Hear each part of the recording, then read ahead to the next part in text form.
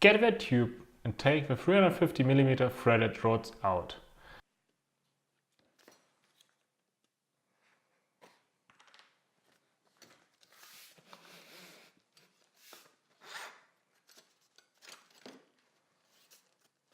They are easy to find because they are the longest of the threaded rods.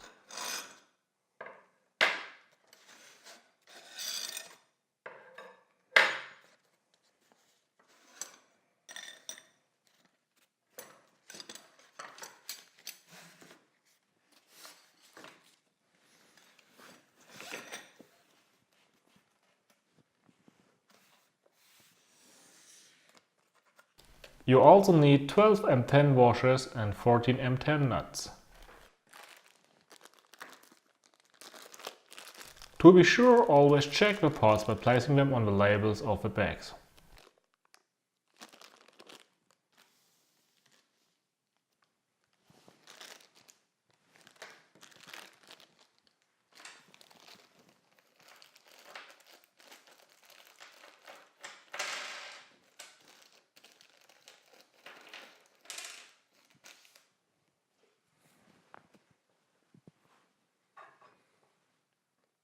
If you check the online manual, you see how the assembled rods should look.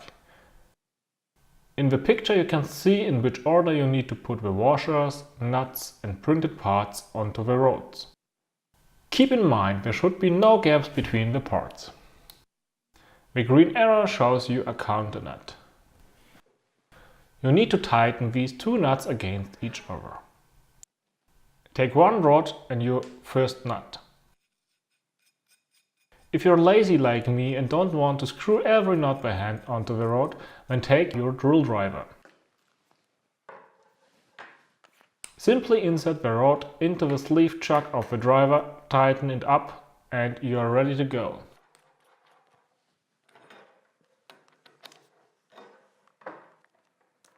Hold the nut and drive it all till the middle. Don't try to precisely mount the parts in the middle because you will adjust them at the end of this assembly.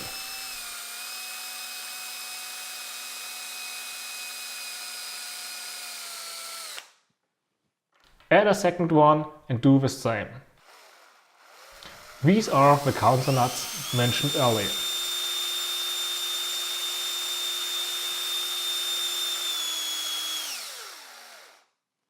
After that you will need two washers, which will be followed by another nut.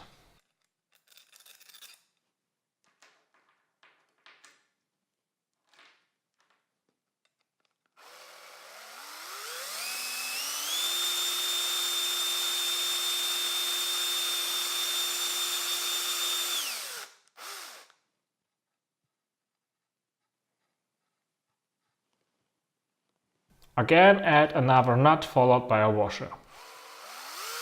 You need now to stay on the left side of the rod. After that you add an Y-axis corner closed by another nut. Double check the direction of the corner. The last nut needs to be on the end of the rod.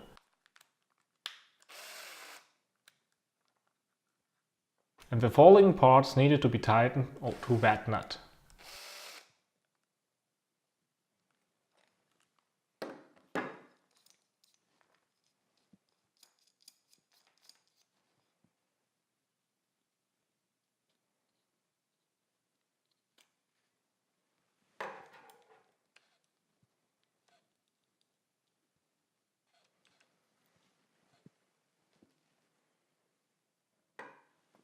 On the right side you need to repeat the last procedure.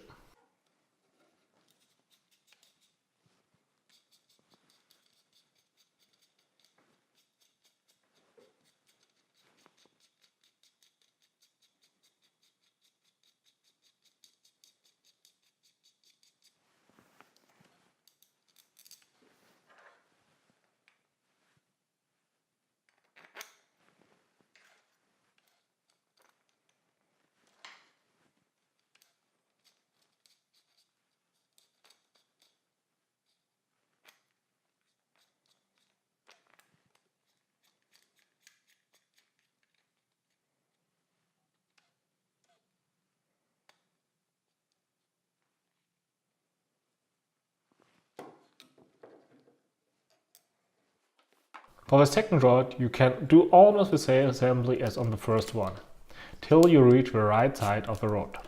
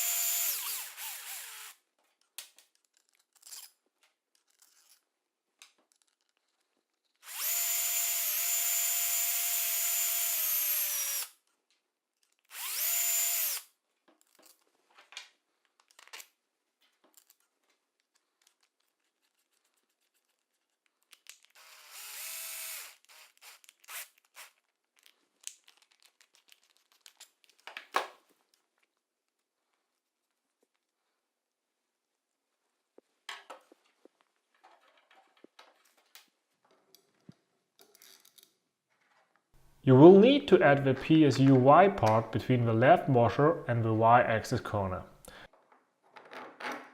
There's nothing between the printed parts.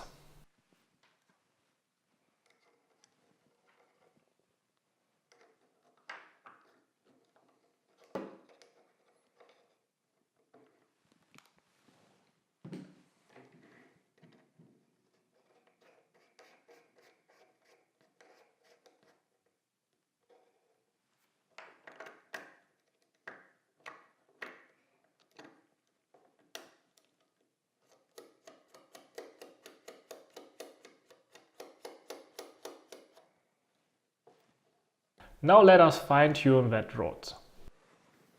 Take a caliper like mentioned in 2.1 and set it to 100 mm.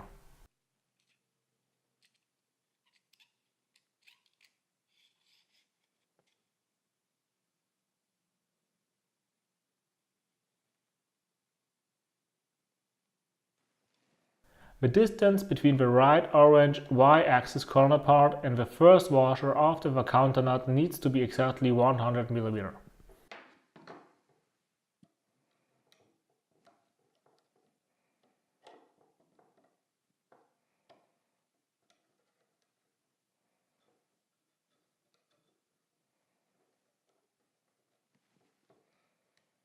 If you got the exact distance, just tighten the counter nuts from the right side so it can't move anymore.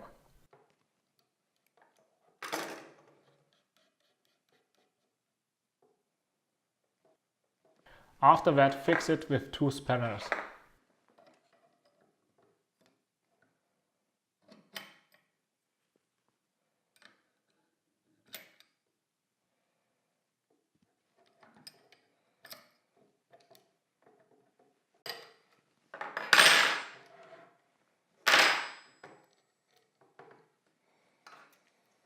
Check it again and if needed, like here, adjust it a little bit. Mistakes in both steps are mainly responsible for any problems that may occur during the calibration process. So take your time and be as accurate as possible.